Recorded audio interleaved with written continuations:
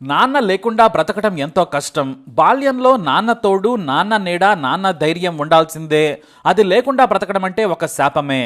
అందుకే స్కూల్లో అమ్మా నాన్న గురించి రాయమంటే ఆ కుర్రాడు అమ్మ గురించి బాగా రాసేవాడు. నాన్నంటే పేరు మాత్రమే రాసేవాడు.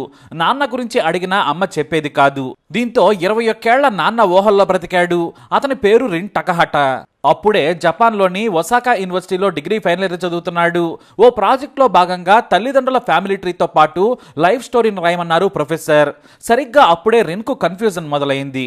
తన తల్లి, తాత, అమ్మమ్మ నుంచి మేనమామల వరకు రాశాడు. కానీ తండ్రి వైపు గురించి ఏమీ రాయలేకపోయాడు.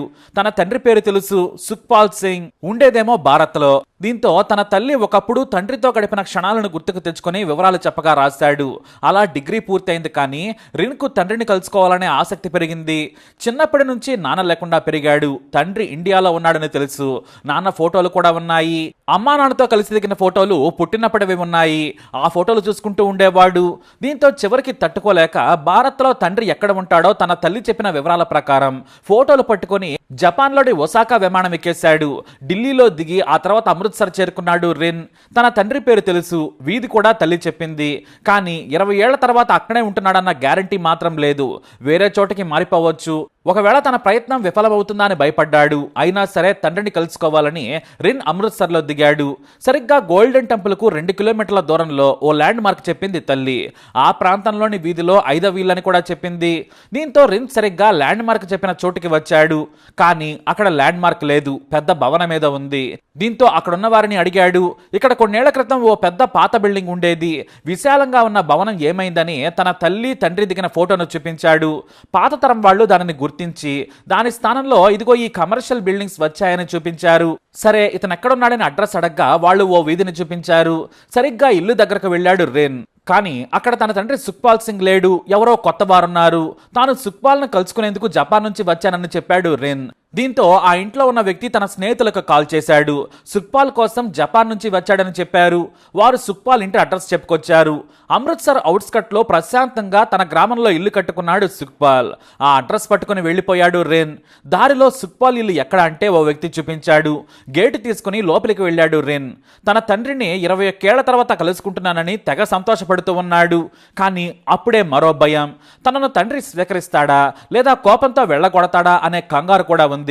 తన తండ్రికి పెళ్ళై ఉండొచ్చు, పిల్లలు కూడా ఉండొచ్చని రిన్కి చెమటలు పడుతూ ఉన్నాయి. అలాగే వెళ్లి కాలింగ్ బెల్ నొక్కేశాడు. ఇల్లు కొత్తగానే ఉంది. కాసేపటికే ఓ అమ్మాయి డోర్ తీసింది. ఎవరు కావాలని అడిగింది. సుఖ్పాల్ సింగ్ కావాలని చెప్పాడు రింగ్. మరి మీరెవరంటే నేను అతని కొడుకునని చెప్పగానే ఆ అమ్మాయి షాక్ అయిపోయింది. వెంటనే తన తండ్రిని పిలిచింది. సుఖ్పాల్ వచ్చి రాగానే ఎవరు కావాలన్నాడు. నేను రిన్ టకటహ, జపాన్ నుంచి వస్తున్నాను అని జేబులో నుంచి ఫోటోలు చూపించాడు. ఆ ఫోటోలు చూపిస్తూ నేనే రిన్ అని తండ్రి చేతిలో ఆ ఫోటోలు పెట్టాడు.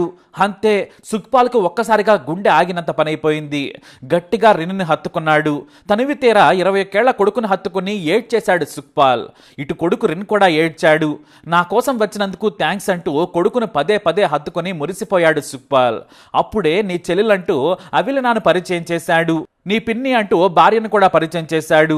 అయితే తనకు అన్నయ్య ఉన్నాడని తెలుసు కానీ ఇలా వస్తాడనుకోలేదని అవిలన కూడా సంతోషించింది. ఇటు సుఖ్పాల్ భార్య కూడా ఎంతో ప్రేమగా రిన్నును దగ్గరకు తీసుకుంది. సరిగ్గా రక్షాబంధన్ రోజే ఇంటికి వచ్చిన తన అన్నయ్యకు పరుగున బయటకు వెళ్లి రాఖీ తెచ్చి కట్టింది అవిలన. అందరూ ఎంతో సంతోషించారు. తన కొడుకును బంధువులందరికీ ఇంటికి తీసుకెళ్లి గర్వంగా పరిచయం చేశాడు సుఖ్పాల్. 21 ఏళ్ల తర్వాత తండ్రిని చూశాడు రిన్. ఎప్పుడో 2 ఏళ్ల వయసునప్పుడు కొడుకును చూశాడు సుఖ్పాల్. ఆ తర్వాత ఈ జన్మకు తన రక్తం పచ్చుకు పుట్టిన వాడిని చూడలేనేమో అనుకున్నాడు. కానీ తననే వెతుక్కుంటూ వచ్చిన కొడుకును చూసి ఈ జన్మకు ఇది చాలు, నా కొడుకు నా కోసం వెతుక్కుంటూ జపాన్ నుంచి వచ్చాడని మురిసిపోయాడు. ఇక నాకు అన్నయ్య వచ్చాడు, పెదనాన్న బాబాయ్ కొడుకులే కాదు అన్నలు కూడా ఉన్నారు, ఇప్పుడు నా సొంత అన్నయ్య వచ్చాడని మురిసిపోయింది రిన్ చెల్లెలు అవిలన. అయితే అసలు సుఖ్పాల్ తన కొడుకును ఎందుకు జపాన్లో వదిలేశాడు, ఆ తర్వాత మళ్ళీ ఎందుకు వెళ్ళలేదనేది అదో ఖండాలు సముద్రాలు దాటిన పెళ్లి ప్రేమ కథ. 2001లో పని కోసం బ్యాంకాక్ వెళ్లిన సుఖ్పాల్ అక్కడ పని నచ్చలేదని ఇండియాకు వస్తున్నాడు. సరిగ్గా ఎయిర్పోర్ట్లో ఇండియా వస్తున్న సచియో టకహట పరిచయమైంది. ఆమె వయసు 21 ఏళ్లు. అంటే సరిగ్గా ఇప్పుడు రిన్ వయసు అంతన్నమాట. తాను తాజ్మహల్ చూసేందుకు జపాన్ నుంచి ఇండియా వస్తున్నాను, బ్యాంకాక్లో 3 రోజులు గడిపాను, ఇండియాలో జపాన్ చూడాలనేది నా డ్రీమ్ అని చెప్పింది. అలా ఇద్దరు మాట్లాడుకున్నారు. అయితే మీరు తాజ్మహల్ చూడండి, నాతో వస్తే మీకు భారత్ పాకిస్తాన్ వాఘా బార్డర్తో పాటు గోల్డెన్ టెంపుల్ కూడా చూపిస్తాను, ఎందుకంటే నేను ఉండేది అమృత్సర్లోనే, మా ఇంట్లోనే ఉండొచ్చని చెప్పాడు. మీకు నచ్చినన్ని రోజులు ఉండొచ్చన్నాడు. సుఖ్పాల్ వయసు కూడా చిన్నదే, 25 ఉంటాయంతే. అతని మాట మీద నమ్మకం కలిగింది. ఆ తర్వాత ఇద్దరూ తెలియకుండానే ప్రేమలో పడ్డారు. అమృత్సర్ వచ్చిన తర్వాత సుఖ్పాల్ ఇంట్లోనే గడిపింది సచియా.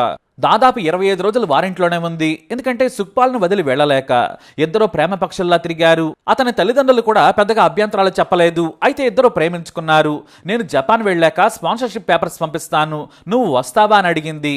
నీ కోసం ఎక్కడికైనా వస్తానని చెప్పాడు సుఖ్పాల్. ఆ తర్వాత 2002లో రెక్కలు కట్టుకుని జపాన్ వెళ్ళాడు. అక్కడ ఇద్దరు పెళ్లి చేసుకున్నారు. ఏడాది తర్వాత 2003లో సుఖ్పాల్ సచియోలకు కొడుకు పుట్టాడు. కానీ ఇద్దరు కలిసి ఉద్యోగాలు చేసుకుంటున్న సమయంలో విభేదాలు వచ్చాయి. దీంతో తనతో పాటు ఇండియా వస్తే హాయిగా చూసుకుంటానని చెప్పాడు సుఖ్పాల్, కానీ తను రానని చెప్పింది. దీంతో గొడవపడి భారత్ వచ్చేశాడు సుఖ్పాల్. కానీ దూరమైన తర్వాత తన భర్త మీద మళ్లీ ప్రేమ పుట్టడంతో కొడుకుతో పాటు భారత్ వచ్చేసింది సచియో. ఇద్దరు కలిసి 3 నెలలు భారత్లోనే ఉన్నారు. అయితే జపాన్లో ఉంటేనే మన బిడ్డ జీవితం బాగుంటుంది, నువ్వు కూడా రావాలని కోరింది. సరేనని మళ్లీ భార్య కొడుకుతో వెళ్ళాడు సుఖ్పాల్. కానీ మళ్లీ విభేదాలు వచ్చాయి. సంపాదనతో పాటు కల్చరల్ డిఫరెన్సెస్ కూడా వచ్చాయి. దీంతో ఇక ఇద్దరు కలిసి ఒక నిర్ణయానికి వచ్చారు, మనం కలిసి ఉండలేం, విడాకులు తీసుకుందామని నిర్ణయం తీసుకున్నారు. అయితే తన కొడుకుని తీసుకెళ్తానని సుఖ్పాల్ అడగగా తాను ఒప్పుకోనని చెప్పింది. ఇక్కడే నా కొడుకు బాగుంటాడని చెప్పుకొచ్చింది. ఇక చేసేది లేక విడాకులు తీసుకుని భారత్ వచ్చేశాడు.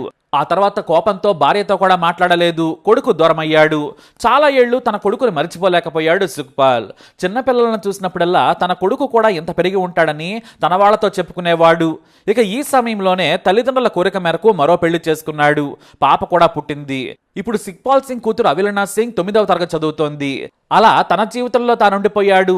తన కొడుకుని ఇక కలుసుకోలేనని భార్యను తిట్టుకునేవాడు. తన కొడుకు పేరు కూడా మారిపోయింది. సుఖ్పాల్ వచ్చిన తర్వాత రిన్ టకహటా అని తన వంశం పేరే పెట్టుకుంది. పైగా తన భార్య వేరే పెళ్లి చేసుకుని ఉండొచ్చని భావించాడు సుఖ్పాల్. కానీ ఆమె పెళ్లి చేసుకోలేదు, కొడుకే జీవితంగా బ్రతుకుతోంది. సుఖ్పాల్ తనకు జపాన్లో కొడుకు ఉన్నాడని తన భార్యకు కూడా చెప్పాడు. నీ అన్నయ్య జపాన్లో ఉన్నాడని కూతురుకు నవ్వుతూ చెప్పేవాడు. అయితే సడన్ గా తండ్రిని వెతుక్కుంటూ వచ్చి తలుపు కొట్టడంతో సుఖ్పాల్ షాక్ అయ్యాడు. ఆ సంతోషంతో ఇప్పుడు ఉక్కిరిబిక్కిరవుతున్నాడు. తన పోలికలు తల్లి పోలికలతో కలిసి పుట్టాడని చెప్పుకుంటున్నాడు సుఖ్పాల్. అమృత్సర్లోని గోల్డెన్ టెంపుల్కి తీసుకెళ్లి రోజు ప్రార్థనలు కూడా చేయిస్తున్నాడు.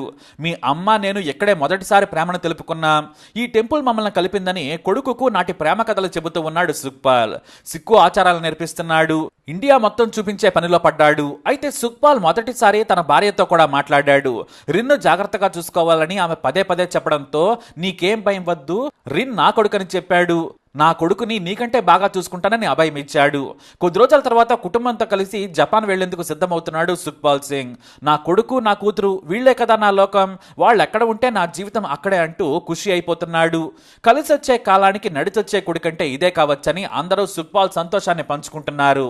అలా 20 ఏళ్ల తర్వాత కొడుకు తండ్రి కోసం వెతుక్కుంటూ వెళ్లిన కథ ఇది. మరి ఈ స్టోరీపై మీ అభిప్రాయాన్ని కమెంట్ ద్వారా తెలియజేయండి. వీడియోని లైక్ చేయండి, షేర్ చేయండి, మా ఛానల్ని సబ్స్క్రైబ్ చేసుకోండి.